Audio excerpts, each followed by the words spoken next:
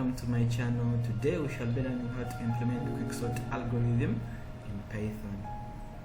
Quicksort, which is sometimes known as partition-exchange sort, is an efficient sorting algorithm. Actually, I think it's one of the fastest, if not the fastest algorithm in sorting arrays, lists, and the like.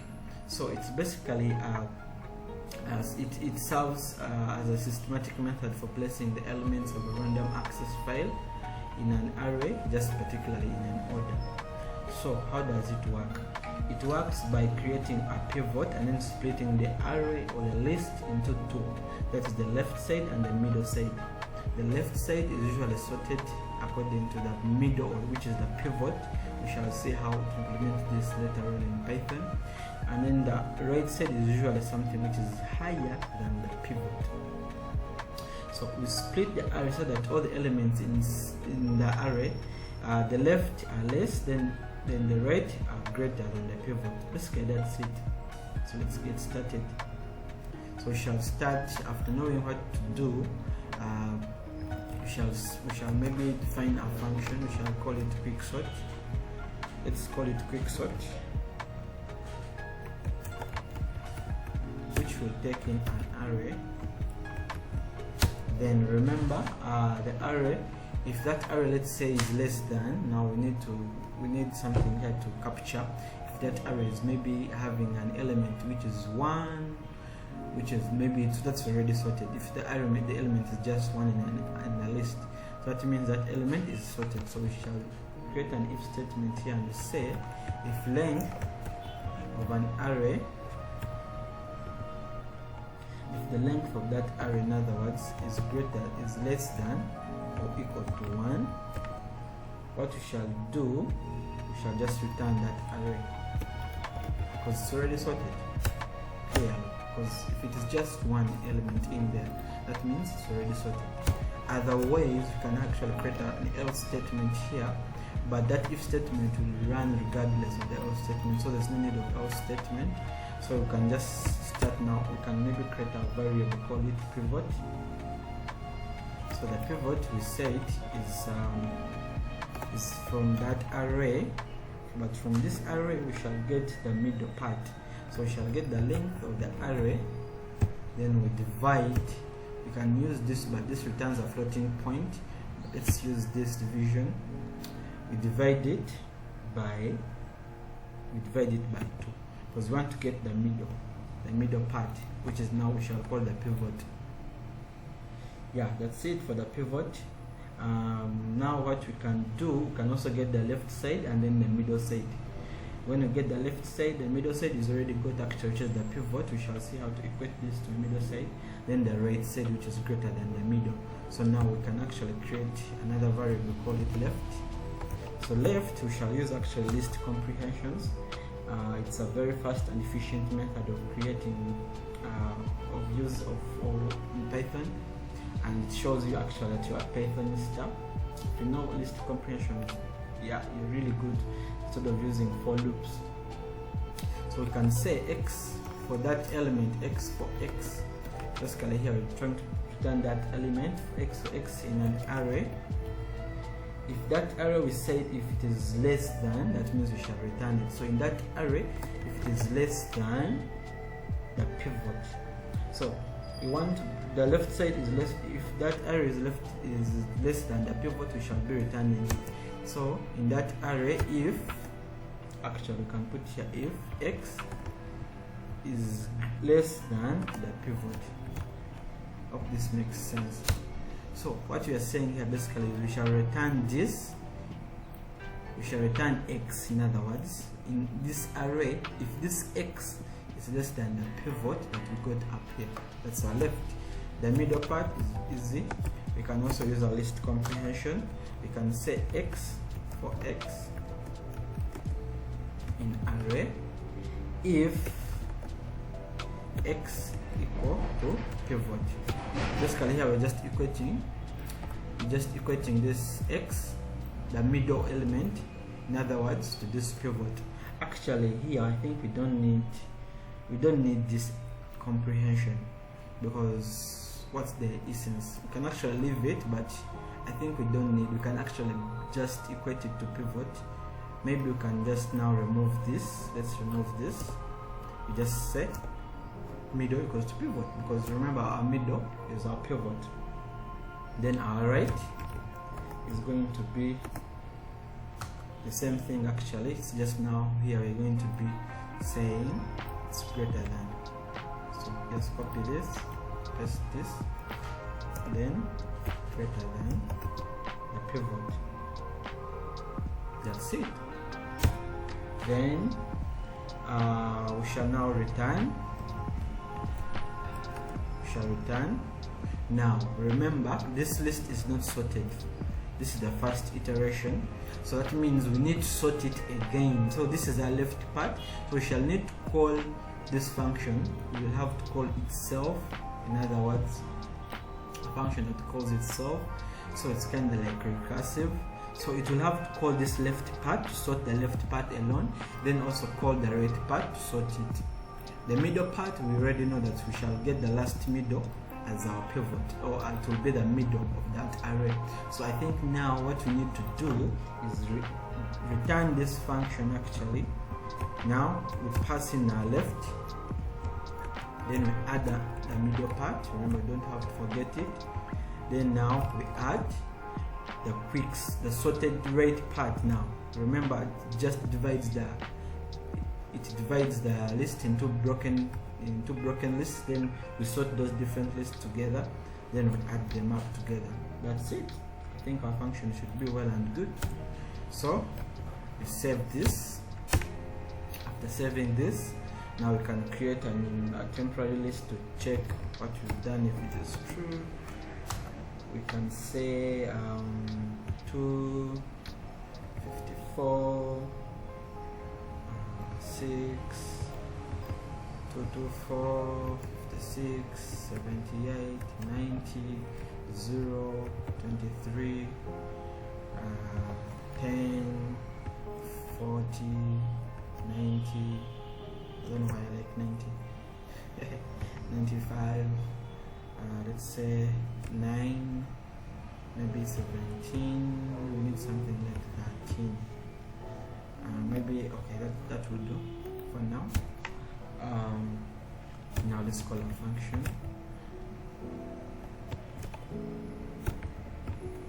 Then we pass in this list that we've created. That's it. Let's run our program.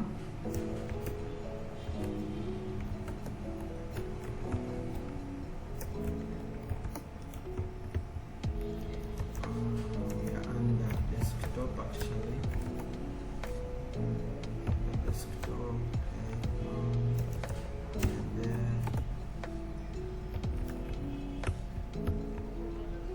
Run it, we get an error. You see? X for X. Yeah, we have in. So we come and remove this in. What is it? X for X. In. So remove one in here.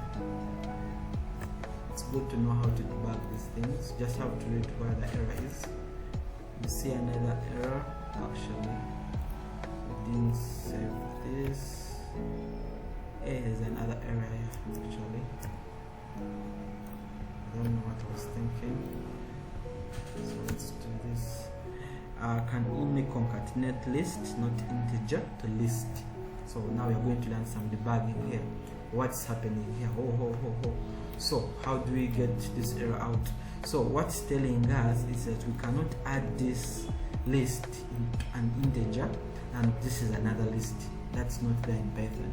Now we need to make this a list. This is very easy. I think we can just add this as a constructor. We are done. Let's run our program again and see if we have the error. 0, 2, 6, 9. Yeah, that's it. It's working. It's working. Maybe before you leave yet, let me explain what exactly is happening. Maybe using the print statements in the Python terminal, so that you get to understand it clearly. Here we shall add a print statement. Let's call it pivot. Then we come, this is basically for you to understand. Feel free to leave the channel or video if you're done. Then you can actually now print the middle part. Now here you can say print the middle. This is for someone to understand clearly what's happening behind the scenes, and I'm going to explain right away in the terminal. Right, maybe we need to understand, maybe we can say this is our pivot, this is pivot, left, not to be confused. Let's know which one is the left, which one is the middle. So you can just copy this, then make this middle.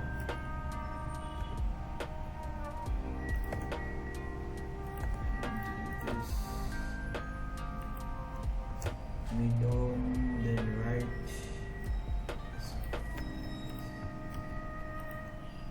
We're just trying to understand what is happening behind the scenes so that you grasp this now and forever. Because Quicksort is really good. Its time complexity and big O analysis is very good. So let's run our program and we'll see from here. So let me explain what is happening. So our first pivot is 0. From here, as you can see, our pivot is 0. That means we came and we printed our pivot, which is pivot. So the length divided by 2, and it gave us a 0 y. So actually maybe we need to print out the array also. Maybe call it original to understand this. Original array, which is this. So I like spacing,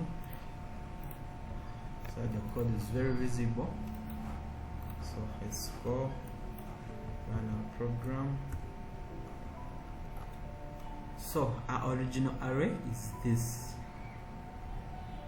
Our original array is this 2, 5, 54, 2, 54, 6, what. So at the beginning our values are zeros, like there is nothing in there.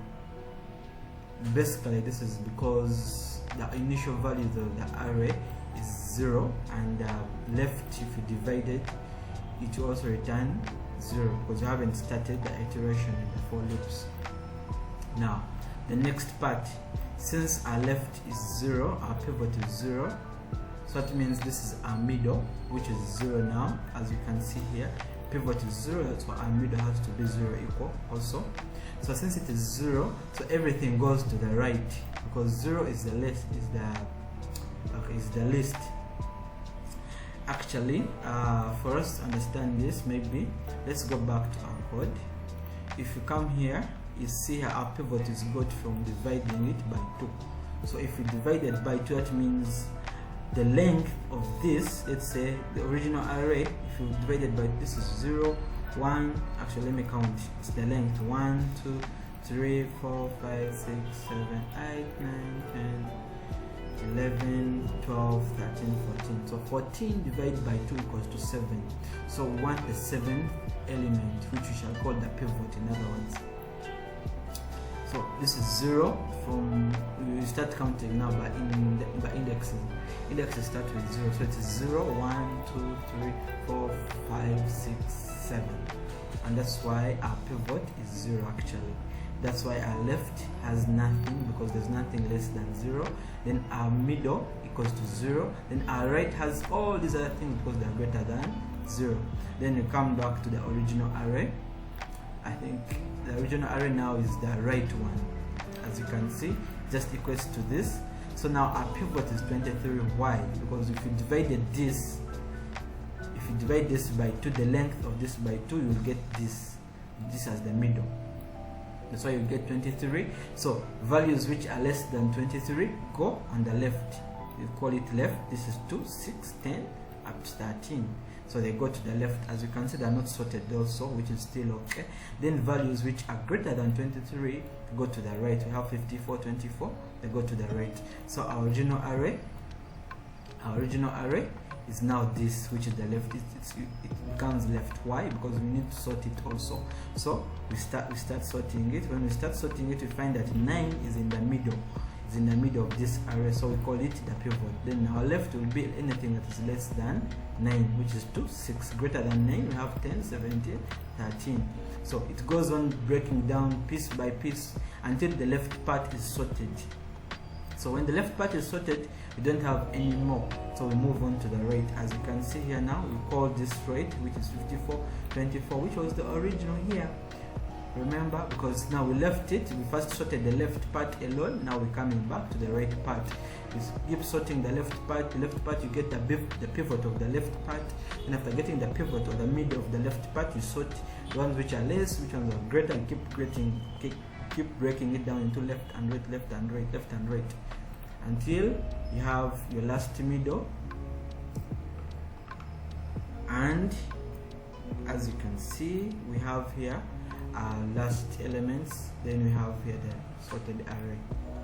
So if you can see actually, if you said 1, 2, 3, 4, 5, 6, 7, 8, 9, 10, 11, 12, 13, wait, 1, 2, 3, 4, 5, 6, 7, 8, 9, 10, 11, 12, 13, 14, 15. So 15 divided by 2, that is something like 7, yes, 7.5, which is 8. So basically 0, 1, 2, 0, 1, 2, 3, 4, 5, 6, 7, 8. So basically a fourth is the last middle, as you can see here. But you needed also to break down the right part. That's why we have to bring now the middle to this. But this is it. If you got something, kindly please subscribe to my channel. If you didn't understand, I think kindly let me know in the comments, and check out the GitHub repo for more information about this. And my challenge to you will be now getting to understand the time analysis or the complexity or the big analysis of this algorithm. Thank you so much. Have a blessed one.